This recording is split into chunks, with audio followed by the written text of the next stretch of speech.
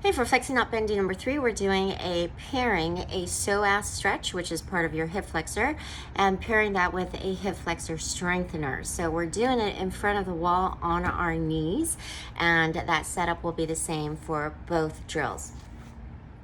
All right, so to set up, we do want to have a cushy surface so that our knees are comfortable.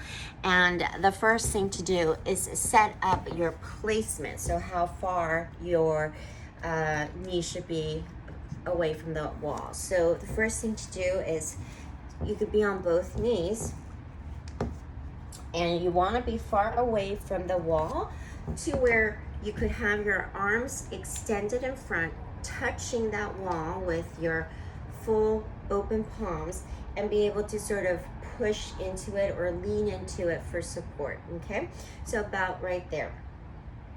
And we do that so that for the psoas stretch, it's there just for balance in case you feel a little wobbly and you just want to tap forward. And for the drill, we're going to use the tiniest bit of resistance and / support of that wall. Okay, so we'll do the psoas stretch first. We've done this stretch before in a standing pose, but now we're going to bring one knee up so that we're 90-90. We're doing the stretch on that extended leg here. And instead of, and the wall is also good because it's going to prevent you from wanting to lean forward like this and miss out on the most important part of the stretch.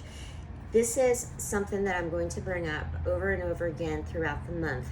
The ability to, instead of trying to get into an exaggerated pose, to first just make sure you're able to control your pelvis and your abs. So we want to be able to work on what we call compression, okay, of the abs. So the abs and the glutes are going to work in conjunction when I say compression. So you can look at it in two ways. Either way, it's going to end up in the same place. One way you could look at it in order to get into posterior tilt, that means the pelvis is going to scoop under. One way to look at it is to if I were to say, make your butt as flat looking as possible, what would you do? You would kind of stick that inward, right? And immediately you should feel that hip extension going on, and maybe a slight stretch in the hip flexor right here, okay?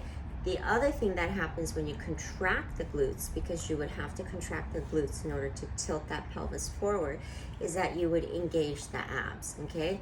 Now, if we were to just work on the abs and say, we want to engage the core, brace the core, brace it so that if someone were to throw a heavy dodgeball or even a bowling ball, aiming right towards your abs, and you had to brace to catch it, right? You kind of stick that in, okay?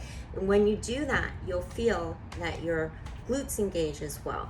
What we want to do is to engage both and tuck the pelvis under, make your butt as flat as possible. Okay, so this is basically the setup. And you know what, even though I have this mat here, it's not that cushy, it's more dense. So 1 second.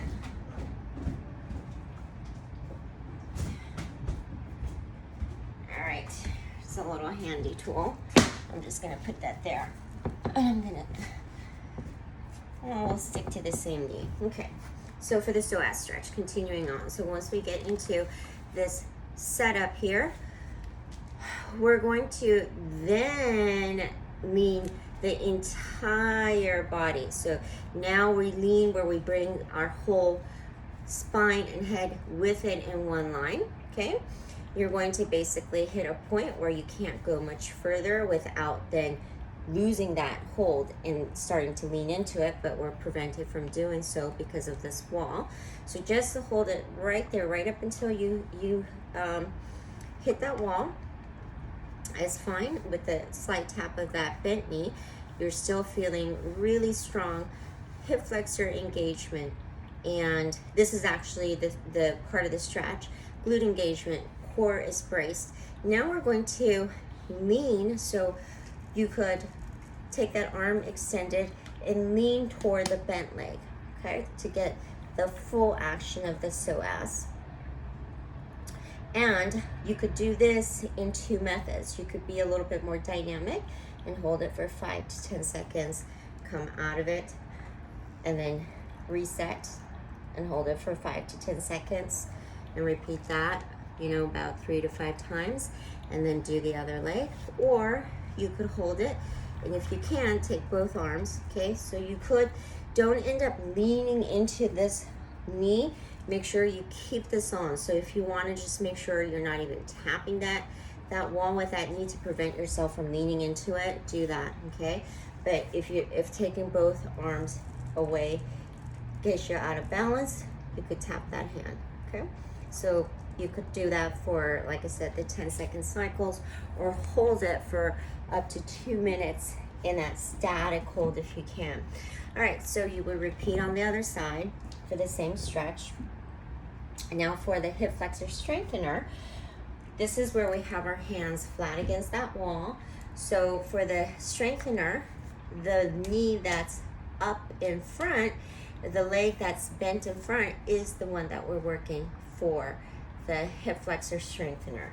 So here, you're going to go ahead and give the slightest little lean into here, okay? You're not pushing the wall, and you're just leaning into it.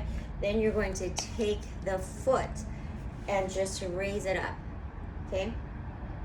Raise it up, and you'll feel your hip flexor engaged in order to do that. But again, before you even begin raising that leg, brace that core again, okay?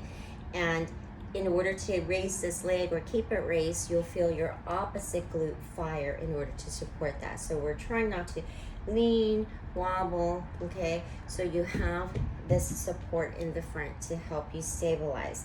Your hips are square on towards that wall, okay? So you would do that. Of course, the higher you come off, okay?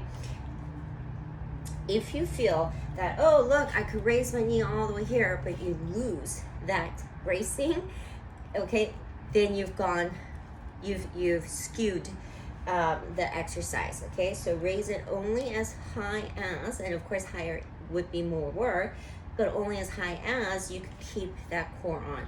So the higher you go, the longer you hold, the more core engagement you're getting as well, the more isometric glute hold you're getting there as well, okay? And set it down, see if you hold it for 10 seconds at a time, and then reset and do it for 10 reps on each side, and you can repeat the strengthening part. All right, so there is your pairing of the psoas stretch and the hip flexor strengthener. And the hip flexor strengthener is going to be part of, the reason why that's in here is because that all the strengthening exercises will be, along with mobility, a very big aspect of being flexible enough. Give it a go.